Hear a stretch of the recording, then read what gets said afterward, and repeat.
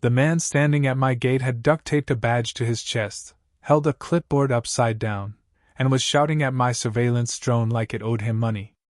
I hadn't even had my morning coffee yet, and already someone wanted to fake arrest me on my own land.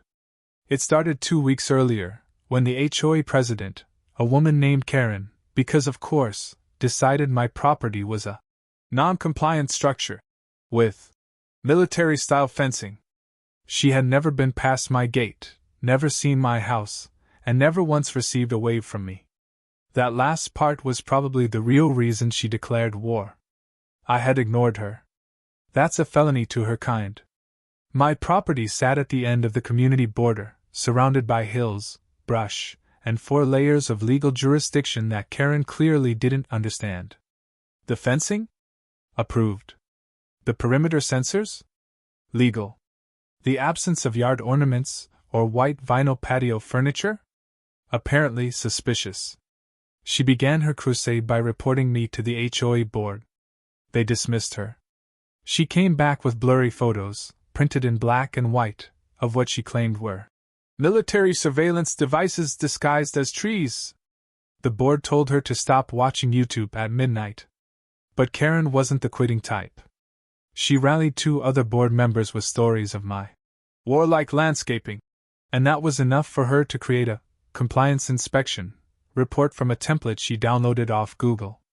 The report was nonsense, full of words like unauthorized modifications, potential security violations, and suspicious mechanical dogs. I don't even own a dog. That's when she escalated. She called in her son's friends. A couple of them had done private security gigs at malls and county fairs, so naturally they believed they were qualified for field operations. They printed their own IDs, bought surplus vests online, and slapped magnetic decals that read HOA Tactical on the side of a dented Ford Explorer. They rolled up to my gate just after 7 in the morning, armed with walkie-talkies, a ticket book, and a camera strapped to one guy's chest like he was expecting a Netflix documentary. The leader had a buzz cut and a clipboard he held like it was a warrant. He stepped up and shouted, "We're here on official HOA enforcement business. Open the gate!" I didn't. I sat in my living room, watching everything on screen from my perimeter cams. The footage was so clear I could see one of the guys picking at a hangnail. Another had toilet paper stuck to his boot. These weren't operators. These were the kind of people who'd lose a paintball match to middle schoolers. The buzzcut guy looked into the intercom camera. "This is your final warning. If you don't cooperate, you'll be fined and subject to community eviction proceedings." I took a sip of my coffee. The mug said, "World's okayest neighbor." I didn't say anything. I just pressed a button on my keyboard, and the gate responded with a polite digital voice. "Unauthorized entry is a violation of California Penal Code.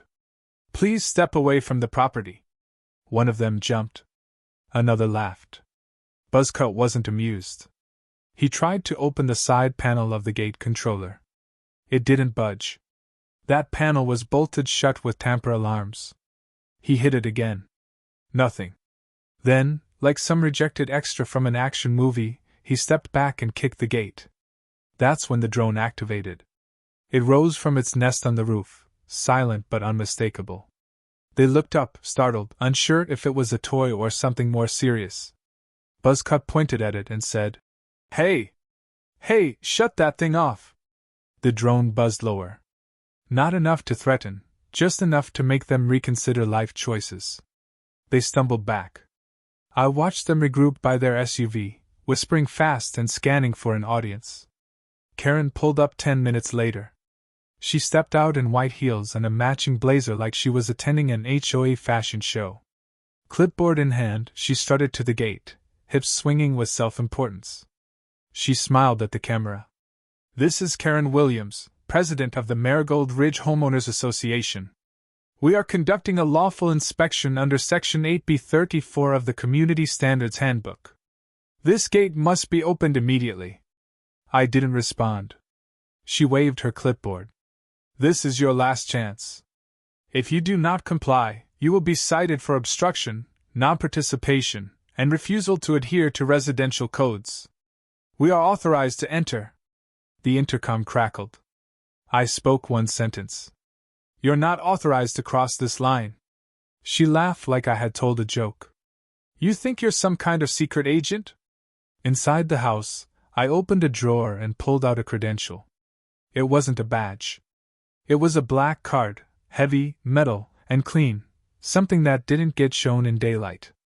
It said 3 words on it. Operator. No chain. Karen turned to one of her fake officers and whispered something. He nodded and moved toward the fence again. I toggled another command. A silent flash emitted from a ground-level emitter. Just a flash. Bright. Loud. And fast. It mimicked a non-lethal flash bang. No debris. No damage. Just sound and confusion. They screamed. One guy fell backward into a prickly pear bush and yelped. Karen shouted into her phone. Call real police! He's got weapons! This is a military trap! I sighed. I already knew the sheriff was en route. Not because I called them just now, but because they're my friends. One in particular owed me a dinner, and this seemed like a good way to cash in. 15 minutes later, 2 county sheriff SUVs rumbled up the hill behind them. Real badges. Real guns. Real silence. They stepped out and took stock of the scene. Karen ran up to one and pointed back at the gate. Arrest that man! He's unhinged and militarized. The deputy looked over at the gate. Then looked at me through the lens. And smiled. Ma'am, he said calmly, do you have any idea who lives here? Karen blinked. He's some kind of anti-government prepper. You need to seize this property. The deputy laughed. Just once. Dry and short. He turned to the other officers and said, Tell him we're here. And tell him it's Ray. The other deputy walked up to the gate camera and said, Operator 1, this is Deputy Ray. You good in there? I responded plainly. Had better mornings. Karen froze. One of the fake cops started slowly walking backward toward their SUV.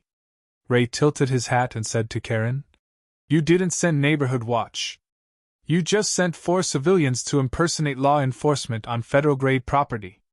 Karen whispered, Federal what? Ray gave her a look like she had stepped into a conversation she wasn't built to understand. You picked the wrong gate, ma'am, he said. Way wrong.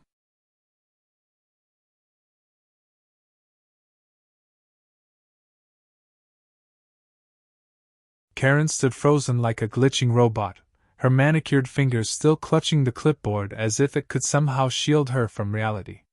One of her tactical officers had already dropped his badge and was trying to blend into the brush. Another was hunched behind the SUV, whispering frantically into a phone that nobody was answering. The third guy had taken off his vest completely and was trying to act like he was just a passerby. I had seen less panic during live fire drills in hostile zones. And those involved people who actually knew what they were doing. Deputy Ray didn't need to raise his voice. He didn't need to unholster anything. His words landed like slow thunder. He pointed toward the fence, eyes still locked on Karen. That gate is wired to the county database. You triggered 2 different system alerts when your boys kicked it. And impersonating a peace officer, ma'am, is a felony. Karen snapped back like a spring-loaded puppet. They weren't impersonating. They were volunteering. It was a neighborhood safety check. Ray raised an eyebrow. With badges, uniforms, and a tactical enforcement vehicle? She paused for a long second. Then deflected like all people who've never been told no. This entire thing is absurd. He's the one with drones, alarms, and weapons. This isn't a home. It's a bunker. Ray didn't even bother turning toward me. He simply said, He's cleared. And you're trespassing. Karen's mouth opened again, but this time, no words came out. Just a frustrated puff of air. That sound, the quiet collapse of her imagined power, was better than any punchline I could have delivered. Inside the house, I turned off the perimeter protocol and unlocked the main gate. The steel bars slid open with a clean hiss, revealing me for the first time to the swarm outside. I wasn't in tactical gear. I wasn't holding a weapon. I wore jeans, a plain shirt, and a cap pulled low. But every step I took across the gravel carried the kind of weight people feel in their spine. I stopped in front of Ray, nodded once, and looked over his shoulder at the woman still trying to process her mistake. "Karen, right?" I said. She flinched like I'd slapped her with her own name. "You're lucky I didn't treat this like a real breach," I continued.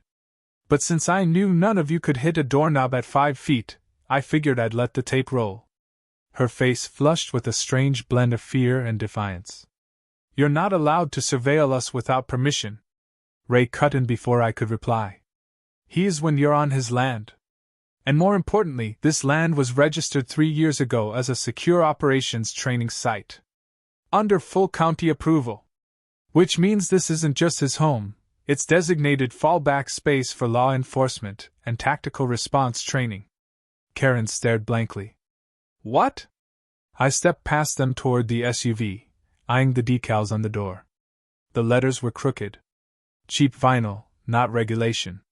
One of the rear windows still had a sticker for a vape shop. I peeled off the decal and tossed it at the guy hiding behind the vehicle. "Next time, if you're gonna fake a unit, at least get the spelling right." Ray chuckled. "Didn't think I'd be arresting a pretend SWAT team today." One by one, his deputies cuffed the impersonators. None resisted. In fact, one of them thanked Ray for being gentle. The guy who ran into the cactus earlier kept muttering something about never trusting Karens again. Karen finally found her voice. "I was only doing what the community needs. There are rules. He has to follow them like everyone else."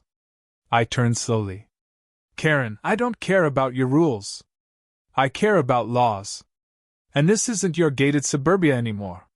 This is real dirt. Real land. With real consequences." Ray added. "He's not part of the HOA. Never was.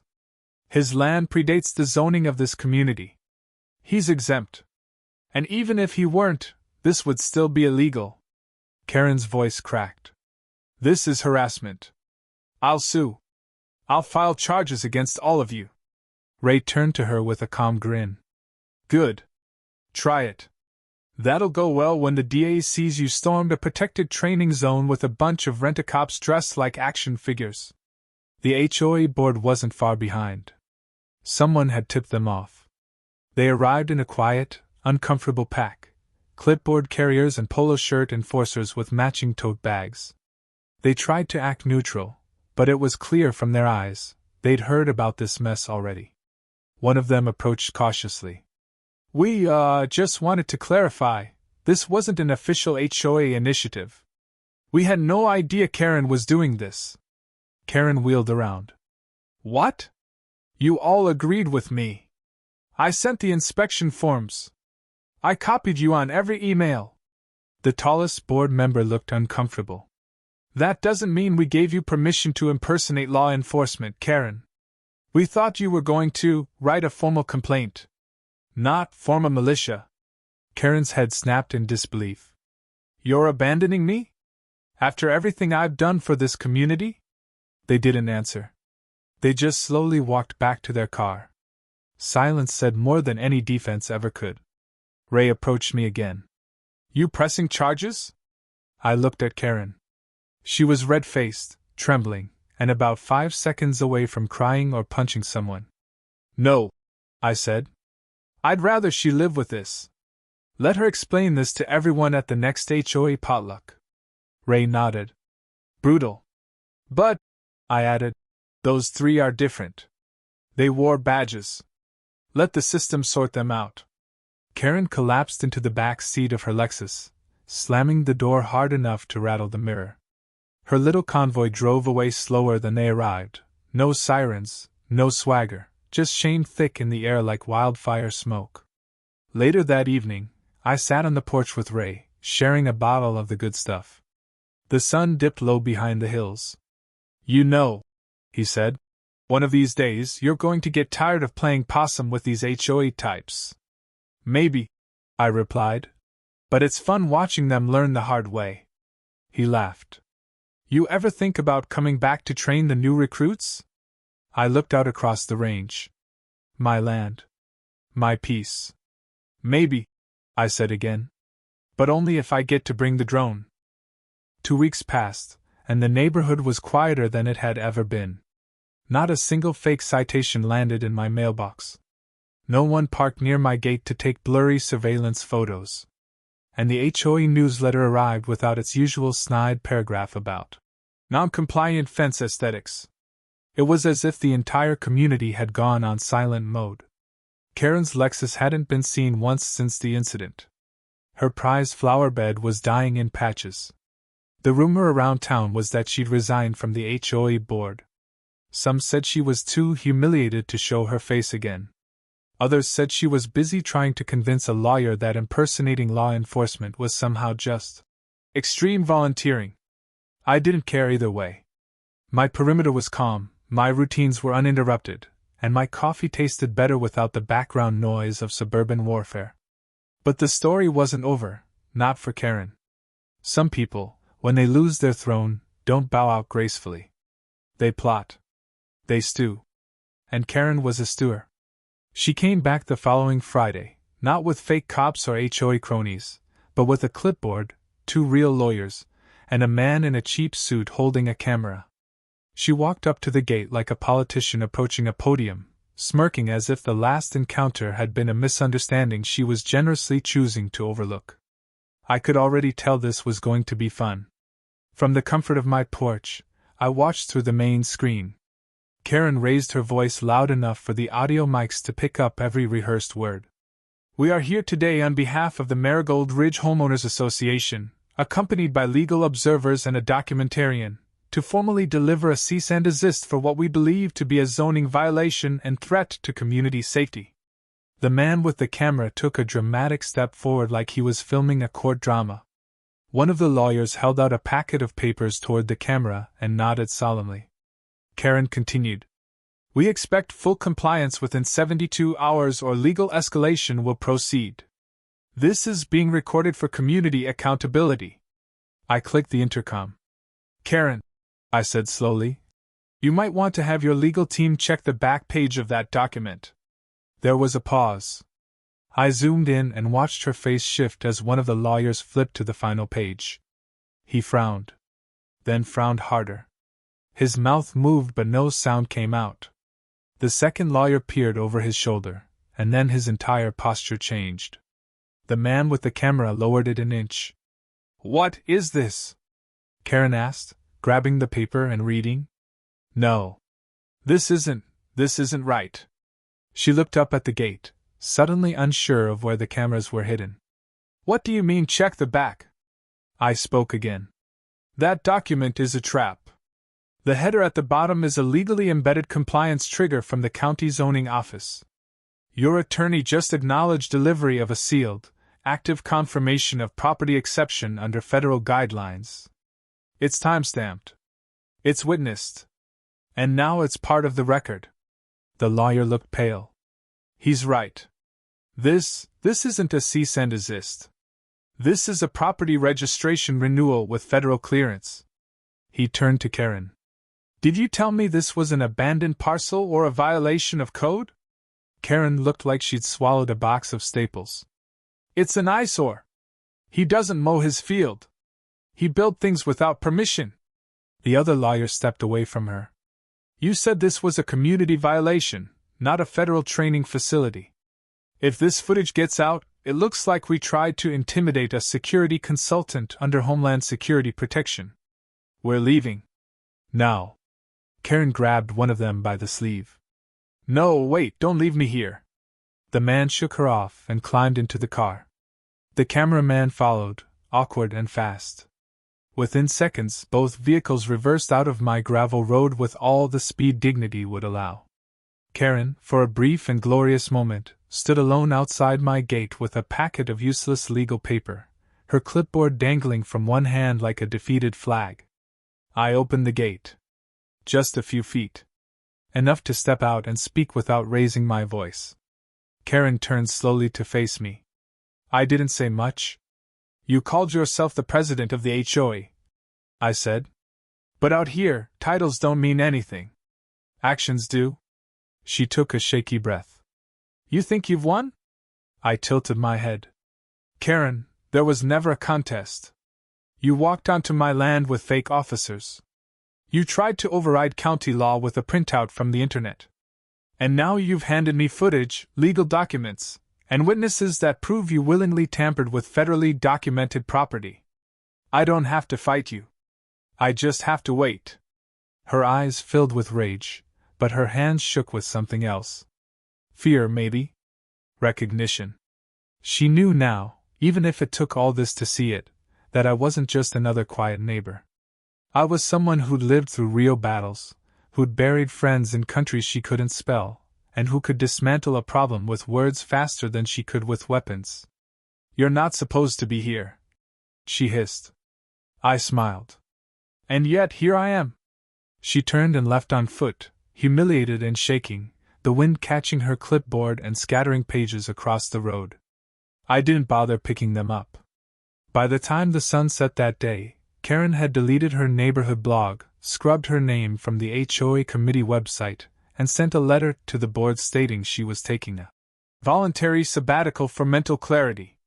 Nobody bought it. Everyone knew. Especially the ones who watched the footage. A few of them emailed to say thank you. One dropped off a bottle of whiskey with a note that read, "About time." As for me, I went back to normal. I added another layer to the security grid, patched the gate sensors, and finally mowed the outer field, not because Karen told me to, but because I damn well felt like it. I slept better than I had in months. The drones stayed grounded. The alarms stayed quiet. Sometimes, people mistake silence for weakness. They think the man who keeps to himself is an easy target.